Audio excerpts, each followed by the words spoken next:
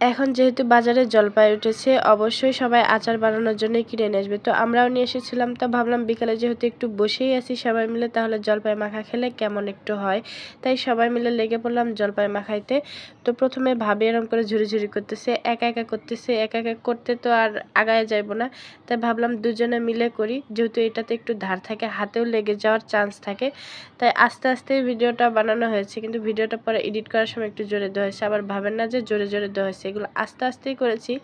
তারপরে যখন দুজনে এগুলা লেগে পড়লাম, প্রায় 1 কেজির মতো জলপাই এরম করে কুচিয়ে নেওয়া হয়েছে।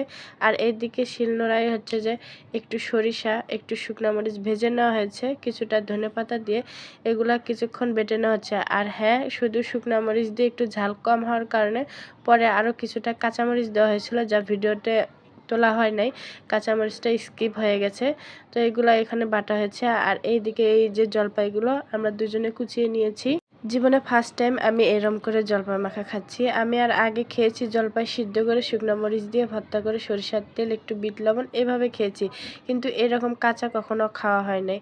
তো একটু ঘুরে ঘুরে ভিডিও বানাচ্ছি। তা ভাবি এগুলা যেগুলো বাটা হয়ে গেল পাটায়, ওগুলা দিয়ে দিল, একটু লবণ দিয়ে দেওয়া হচ্ছে, লবণ একটু কম হবে তাই আবার আরেকটু লবণ দেওয়া হলো। এরপরে কিছুটা চিনি দেওয়া হচ্ছে, যেহেতু জলপাই একটু টক, তাই টক ঝাল মিষ্টি মিলেই যেহেতু মাখাটা খাবো এই জন্য। তেল দেওয়ার সময় ভাবিটা বলতেছে, আহারে আমার কলিজাটা ছিঁড়ে গেল, মনে হয় বেডির কতগুলা যে সরিষার তেল নেওয়া হয়েছে, এজন্য নাকি বেডির কলিজা ছিঁড়ে যাচ্ছে। তো যাই হোক, তো মাখামাখি করতে করতে এক সময় দেখি হাতে কি যেন একটা বাজতেছে, পরে দেখি ও মা, দেখি আস্ত একটা জলপাই রয়ে গেছে। এটা আবার কোথা থেকে যে বাকি পড়ে গেছে খেয়াল করি নাই। তো যাই হোক, দেখুন মাখা হয়ে গেছে, এখন খাবার পালা। তাই একটু ঘুরে ঘুরে ভিডিও করে নিয়েছি। কেমন হয়েছে অবশ্যই জানাবেন।